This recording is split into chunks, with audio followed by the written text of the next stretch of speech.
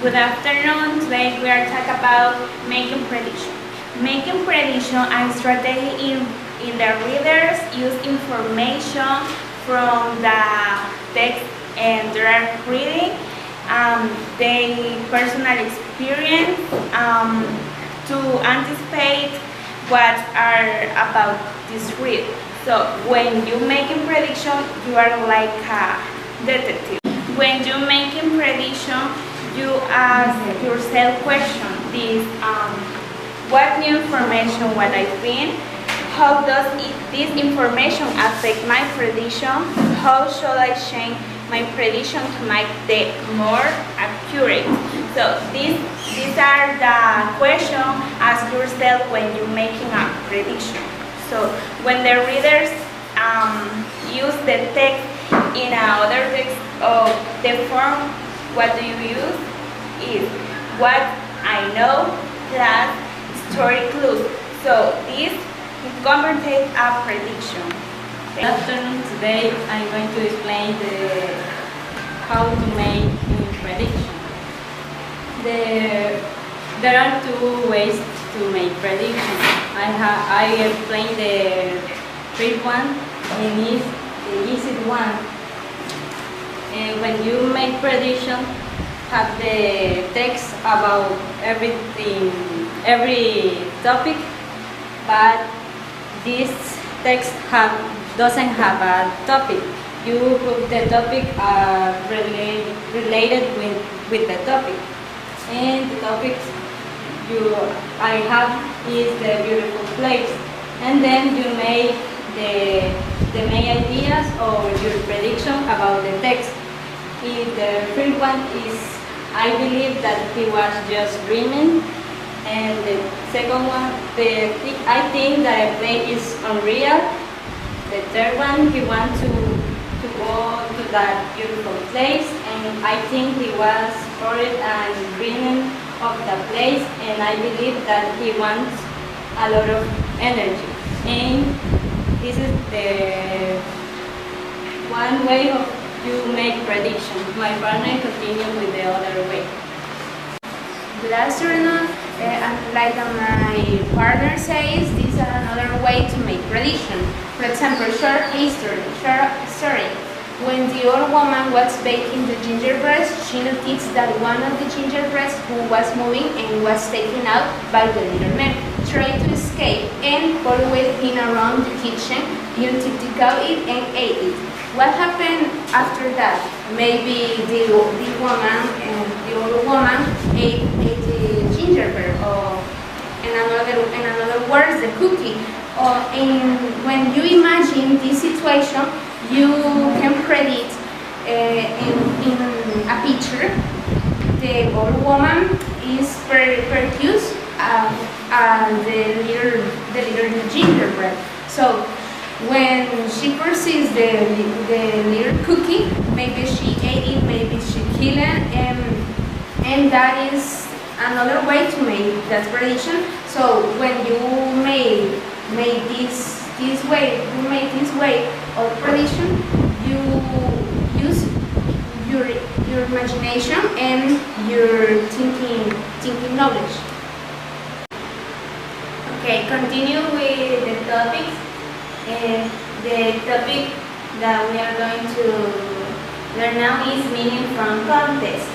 Sometimes we don't know some words in a paragraph, in a clause, or in a sentence. The meaning of these words is unknown. But in reading and comprehension, we have some techniques that shows that it's not necessary to use a dictionary to know the meaning of some word that we can find in a text. For example, the context helps us to understand the meaning of an unknown word.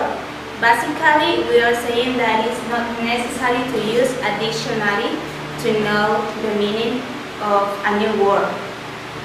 Why we say that it's important the context in reading? In my opinion, the reason is simple. Help us to build meaning and clarify what we are reading.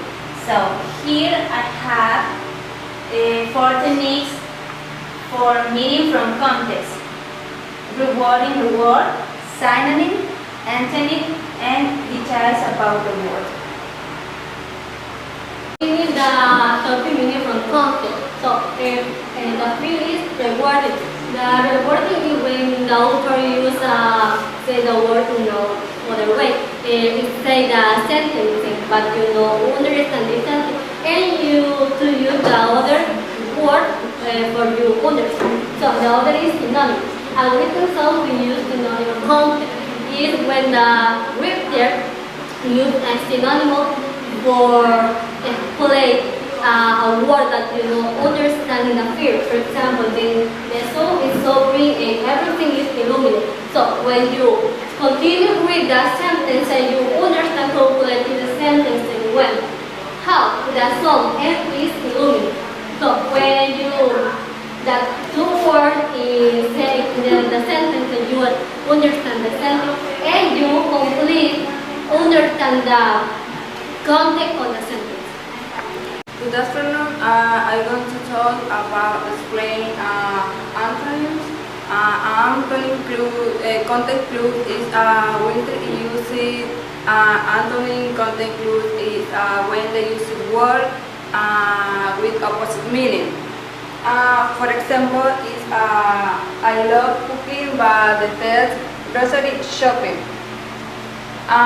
The antony is love versus the test. Because love is feeling that somebody really like cooking, and the antony is the death and the opposite.